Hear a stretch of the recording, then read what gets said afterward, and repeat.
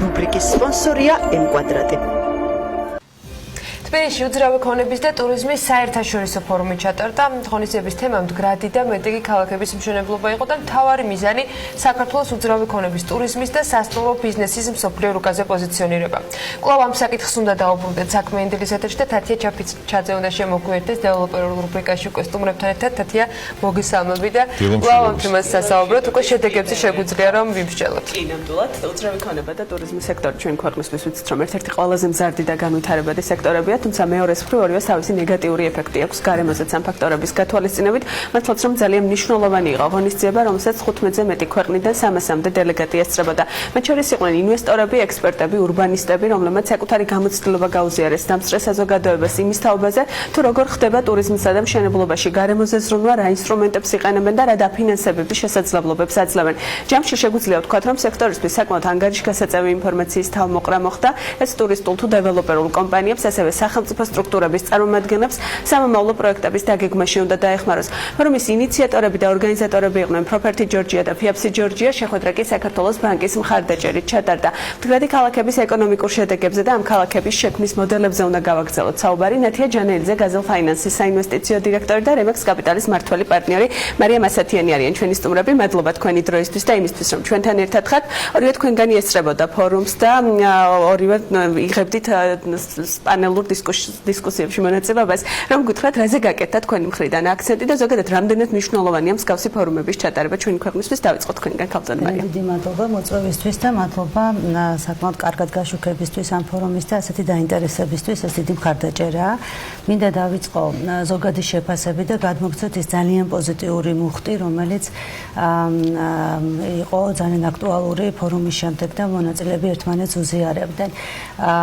მინდა ვთქვა, რომ ამ მოლოდინს გადააჭარბა, ვფიქრობ, შედეგებმა და იმ გამოძახილმა, რაც ჩვენ გუშინ ერთმანეთს გაუზიარეთ, ვინაიდან იმდენად მაღალი იყო მოლოდინი ზოგადად იმ ძალიან მაღალწონიანი ორგანიზაციების მხარდაჭერით მიმდინარეობდა ზოგადად ფორუმი, რომ მოლოდინიც იყო მაღალი და შემდეგ შედეგებიც ვფიქრობ, რომ ძალიან სერიოზული დაიდო უკვე და გადაჭარბებული არ იქნება, თუ ვიტყვი, რომ ფორუმი შედგა, ფორუმი იყო სამდღიანი და მრავალმასშტაბიან სხვადასხვა ღონისძიებებს მოიცავდა და ვფიქრობ, რომ ის შედეგები, რაც ფორუმმა აჩვენა, იყო ძალიან წარმატებული.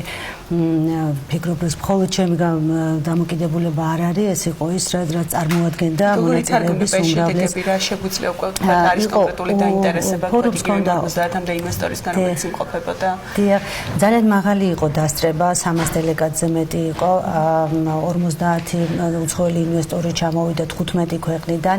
მოგეხსენებათ, როგორც თქვენც აღნიშნეთ, ფორუმი Property Georgia-ს და FIAPSI Georgia-ს ინიციატივით ჩატარდა, რომლის ბორდის წევრობის პატივი მეც მაქვს და იყო ასევე ჩამოსული FIAPSI-ის მსოფლიო პრეზიდენტი და სხვადასხვა ქვეყნებიდან დელეგაციები. ძალიან მასშტაბური იყო ზოგადად ინტერესი ამ ფორუმის მიმართ.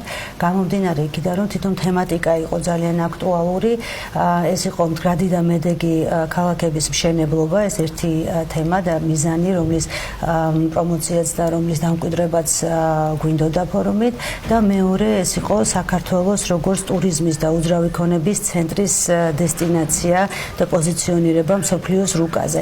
ესე ძალიან მნიშვნელოვანია, ვინაიდან საქართველოს ძალიან მაღალი პოტენციალი აქვს როგორც უძრავი ქონების, ასევე ტურიზმის მიმართულებით და რაც უფრო მეტი ფორუმი მიეძღვნება ამის პოპულარიზაციას, ამ პოტენციალის საზღვარგარეთ გატანას, მით უფრო წარმატებული შედეგები გვექნება და ეს აუცილებლად აისახება შემდეგ ეკონომიკურ მაჩვენებლებსაც.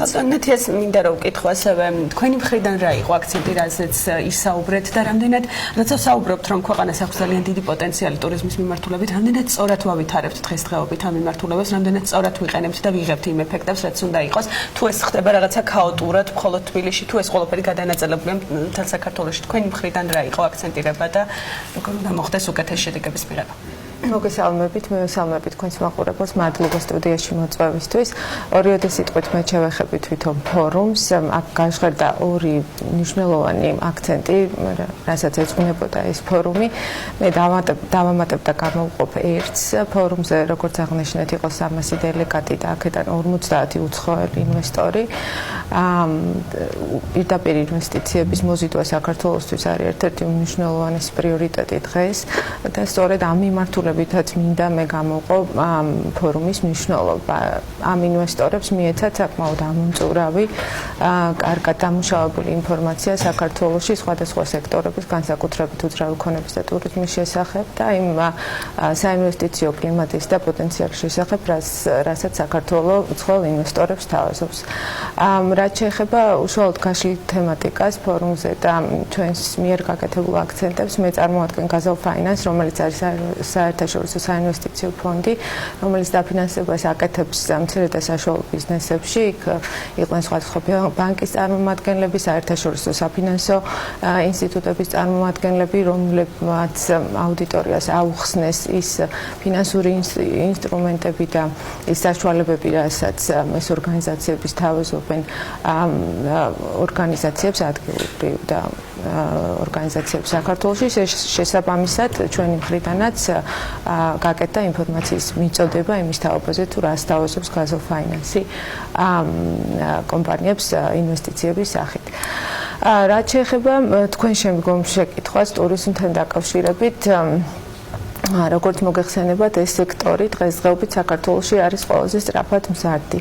მაგრამ ის მონაცემები, რაც დღეს გვაქვს, არ გვაძლევს ნამდვილად მოდუნების საშუალებას, პოტენციალის ზრდის არის ძალიან დიდი და ეს მაჩვენებლებიც არ არის ახალგაზრდობო. მაგალითად, მთლიან შიდა პროდუქტში ტურიზმის კონტრიბუცია არის 9.3% მხოლოდ.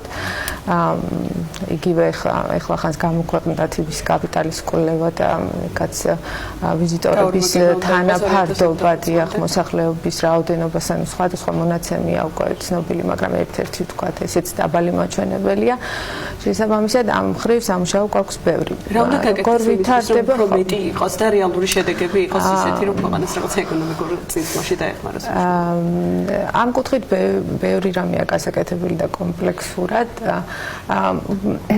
ქაოტურად ვითარდება თუ არა ეს სექტორი, მოდი ესე ვთქვათ, რომ არ ვითარდება დაბალანსებულად. მე ვფიქრობ, რომ უფრო დიდი წილი არის გაკეთებული თბილისზე და ნაკლებად ვართ წარმატებული ამ კუთხით რეგიონებში.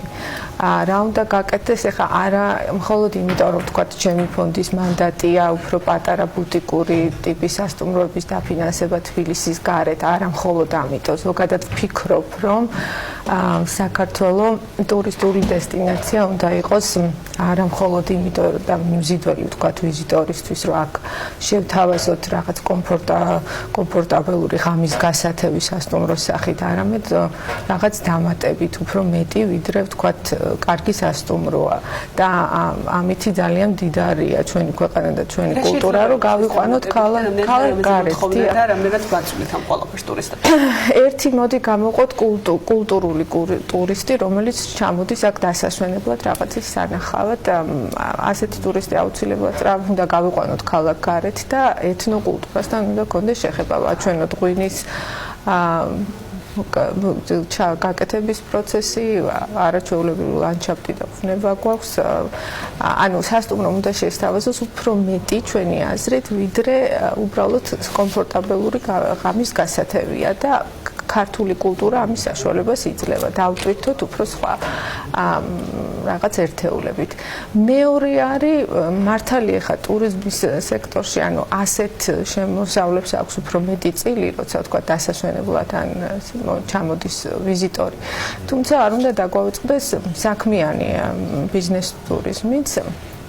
ამ კუთხითაც გვაქვს რაღაც ჩამორჩენები, მაგალითად ქუთაისი, რომელიც არის მეორე უდიდესი ქალაქი და გვაქვს იქ საერთაშორისო აეროპორტი.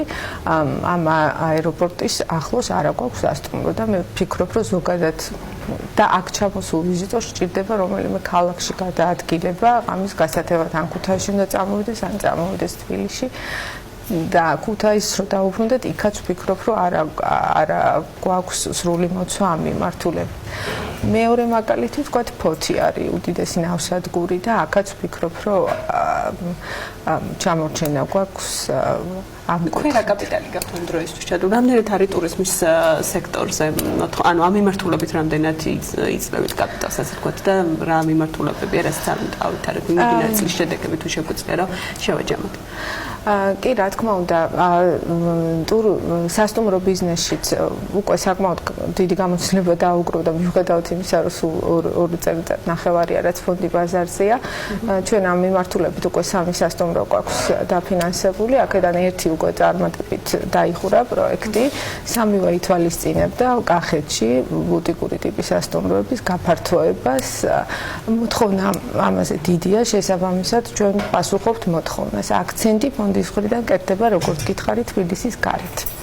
ქალწულ მარიამ, თქვენც მინდა რომ მკითხოთ ბოლოსკენ, სამშენებლო ბიზნესში და უძროქონებაში რა არის მთავარი გამოწვევა დღესდღეობით? ვისაუბრე, რომ გარემო ერთ-ერთი მნიშვნელოვანი შემადგენელი კომპონენტი იყო ფორუმის, ჩვენ რამდენად ვეწევით და ვპასუხობთ იმ მოთხოვნებს, რაც არის მსოფლიოში და მთავარი პრობლემა რა იკვეთება უძროქონების მიმართულებით თბილისშიც და რეგიონებშიც?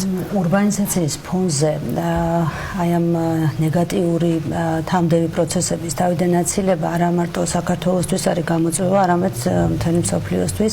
ძალიან ბევრი ქალაქი, რომელიც იზრდება, არ ითვალისწინებს თავიდან აი ამ გამოწვევებს, ამ ნეგატიურ ქმედებებს გარემოზე და შემდეგ გვხდება გადაკეთება გარემოსთან და პროეკოსისტემების შექმნა, გარემოსთან მეგობრული მშენებლობების დახვეწა.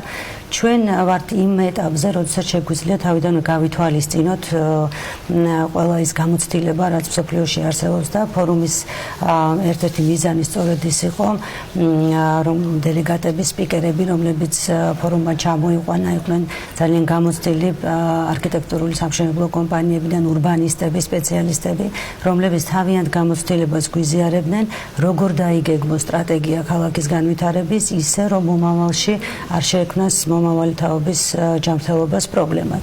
Როგორც აღმოჩნდა, ეს საკითხი არის ძალიან მნიშვნელოვანი ყველასთვის, ყველას საუბრობთ აერის დაბინძურებაზე, ყველას უნდა ეკოლოგიასთან უფრო მეგობრული გარემოს სივრცეების შექმნა, საცხოვრებელი სივრცეების შექმნა, ცხოვრების გაუმჯობესება, თუმცა ვფიქრობ, რომ მაინც არასაკმარისი ყურადღება ეთმობა ამ საკითხს და აი ფორუმმა ვფიქრობ, რომ შექმნა ის არეალი, როდესაც სპეციალისტებმა გაუზიარეს და არა მხოლოდ სპეციალისტებმა დაკვეთა არსებობს, მე ვფიქრობ მოსახლეობიდან, როდესაც არსებობს დაკვეთა საცხოვრებელ სახლებზე, რომლებიც იქნება უფრო ეკომეგობრული, ვფიქრობ, რომ ბიზნესი ამას აუცილებლად გაითვალისწინებს, იგრძნობს და შეთავაზებებს, მოარგებს ამ დაკვეთას, სხვა შემთხვევაში არ იქნება კონკურენტული.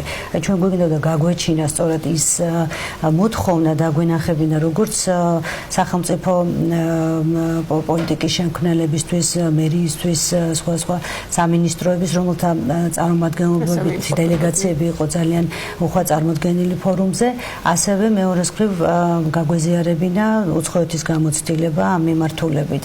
იყვნენ როგორც ბროკერები, მე თვითონ წარმოადგენს საერთაშორისო საბროკერო კომპანია Remax და შემიძლია პირადად გაგიზიაროთ ეს გამოცდილება, რაც სხვა ქვეყნებში ბროკერებსაც კი აქვთ ის მიდგომა, სადაც ხაზს უსვამენ, რომ პროექტი, რომელსაც ისინი უწევენ პოპულარიზაციას, არის ეკომეგობრული და ძალიან ტრენდულია, მაგრამ გარდა ტრენდულობისა უნდა იყოს აუცილებლად ძალიან საქმიანი და მე ძალიან იმედი მაქვს, რომ ეს ფორუმი არ დარჩება მხოლოდ ფორუმისთვის, რეალურად იგეგმება მეორე ღონისძიება, მინდა აქვე დავაანონსო, მაისში ჩატარდება დაჯილდოვება, რომელიც იქნება ერთგვარი გამოძახება და გაგრძელება ამ ფორუმის და უკვე ეხლა დაჯილდოვება ეკოპროექტების, სამშენებლო და დეველოპერული პროექტების, რაც კიდევ უფრო წაახალისებს და გამოიტანს სარეალზე ესეთ პროექტებს, რომლებსაც აუცილებლად უნდა ეთმობოდეს მეტი ყურადღება. ეს არ არის მხოლოდ საქართველოს მასშტაბით, ეს იქნება საერთაშორისო დონეზე პროექტების დაჯილდოება, უკვე არის ინტერესი დეველოპერული კომპანიებისა,